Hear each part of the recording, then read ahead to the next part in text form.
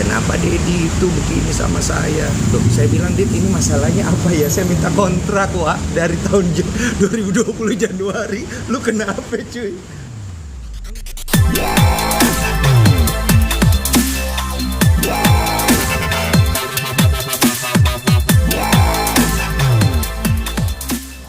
Itu menanggapi tadi pressure dari mantan manajer, ini sudah melihat semua beritanya, gimana?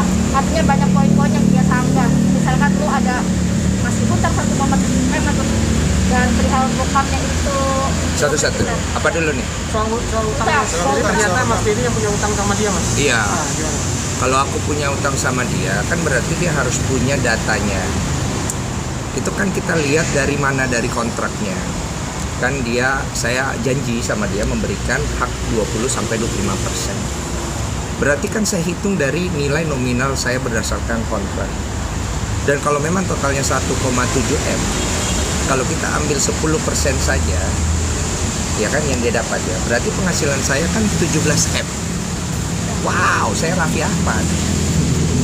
Nah, mungkin penghasilan saya tidak segitu, kan dia ngomong di press conference. Dari waktu itu peningkatannya dari 700, betul kan? Dari mana hitungan 1,7 M? Kalau 10%-nya saja. Kan kalau 700, 10%-nya cuma 70 juta.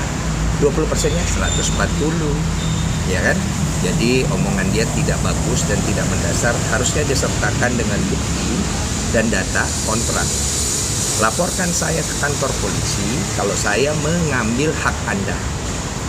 Supaya jelas larinya mau kemana. Kalau hanya menggunakan alibi itu untuk cari pembenaran dan bertahan, sayang. Kan dia harusnya sebenarnya nggak usah muncul. Kalau dia muncul kan orang tahu dia itu siapa.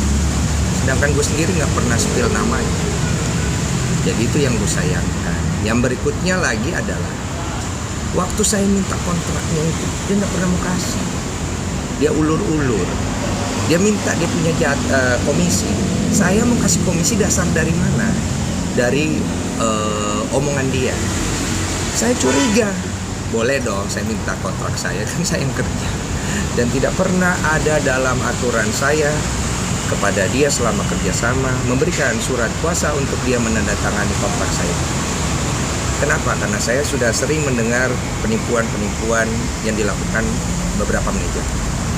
Yang kedua adalah tidak boleh kontrak itu diwakilkan oleh orang lain kalau tidak ada izin dari orang itu. Dan saya tidak pernah ke situ. Jadi itu pelanggaran hukum. Memalsukan dokumen dan menggelapkan uang. Gitu. Mas, pertemuan tanggal 26 seperti apa sih? Karena Ya. pada intinya dia tidak menyangka lo speak, karena menurut dia ini sudah selesai. Iya. Jadi pertemuan tanggal 26 itu adalah pertemuan kedua kali dan terakhir kalinya. Waktu itu pertemuan pertama itu mungkin tanggal 23 kayaknya. Mungkin ya, saya lupa. Jadi waktu itu ke GEM. Saya tanya, kamu datang ke sini bawa nggak kontrak-kontrak? Saya nggak bawa, masih bececeran. Saya ini mau ngomong, Dad, manggil saya Dad. Saya ini capek, saya ini sedih. Dedi kenapa tidak percaya sama saya? Lillahi ta'ala bicara. Kenapa Dedi itu begini sama saya? Loh, saya bilang, Dit, ini masalahnya apa ya? Saya minta kontrak, Wak, dari tahun 2020 Januari. Lu kenapa, cuy? Enggak. Kenapa Dedi itu perlakukan saya seperti ini? Perlakukan apa? Mohon maaf ya, saya bilang. Karena saya rekam juga. Sama-sama punya rekaman. Nanti kita lihat di pengadilan, kan lucu. Saya bilang, kamu masalahnya apa, nak? Saya bilang, saya tidak ada marah. Demi Allah, demi Tuhan, saya tidak pernah ada marah. Jadi saya bingung nih anak kenapa. Terus dia bilang, saya ini sakit, saya bipolar saya bertambah. Saya bilang, kenapa kamu, nak? Saya bilang, saya ini stres. Dedi itu kenapa tidak percaya sama saya? Kenapa Dedi ngomong begini, ngomong begitu? Saya bilang, saya ngomong apa? Saya cuma minta kontraknya mau diselesaikan. Udah diam nih. Akhirnya saya bilang, Dit, saya barusan periksa nih dari rekening saya, ada total lebih kurang 21 transaksi dari Bandung. Apa yang kamu lakukan? Hehehe, ketawa. Kan gila. Oke, gue bilang, ini orang kenapa? Gue bilang, Iya, jadi gini deh, itu kan kliennya bla bla bla and the bla bla bla bla. Oke. Berapa uang yang kau ambil? Hehehe, 5 juta. Yang benar. 10. Yang benar. 15. Udah gini saya catat aja ya. Oke, sekian, yang ini berapa? Sekian berapa? Ya. Ada istri saya tuh. Catat ya, biar tahu. Oke, besok kamu ketemu saya lagi, bawa rekening koran yang kamu punya dan bawa kontrak saya supaya benar apa yang kamu omongin. Saya akan bayarkan berapapun yang kamu minta dari saya, dari komisi kamu, itu tidak ada masalah. Selama 6 tahun kamu ikut sama saya, orang saya yang ngasih kamu kesempatan, angkat kamu jadi manajer, kasih kamu kerjaan, kasih link saya. Masa iya mau ambil uangnya, nak? Buat apa? Oh iya, bingung tuh dia pulang. Saya minta besoknya, tapi dia nggak muncul. Saya WhatsApp, dia tidak balas. 3 hari kemudian dia muncul.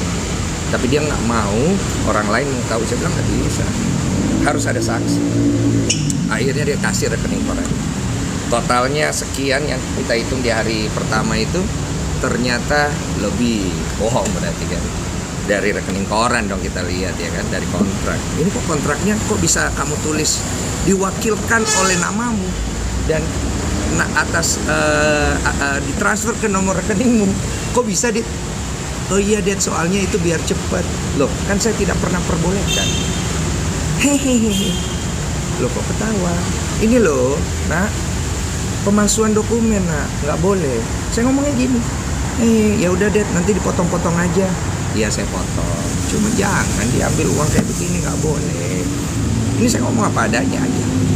Akhirnya saya hitung nih berdasarkan, saya belum cek lagi nih. Jadi sementara itu masih di angka dari 400 yang kita temukan naik jadi 600. Nah, saya bilang, Dit, Densu manajemen itu kan punya saya. Itu adalah manajemen pribadi. Saya kasih percayakan kepada kau dengan tujuan adalah supaya kau bisa cari kerjaan dengan menggunakan namaku. Supaya kamu bisa dapat trust, kepercayaan orang. Ada nggak kamu ambil uang talent kamu dengan cara menggunakan nama saya? Nggak ada katanya. Saya tidak pernah melakukan itu dan semua talent saya mengetahui dan saya terbuka transparan. Oke. Karena kalau ada, Dit, saya mohon maaf, kamu sudah kelewatan ya. Sudah bohong, mau bagaimana selesaikan masalah kalau bohong terus.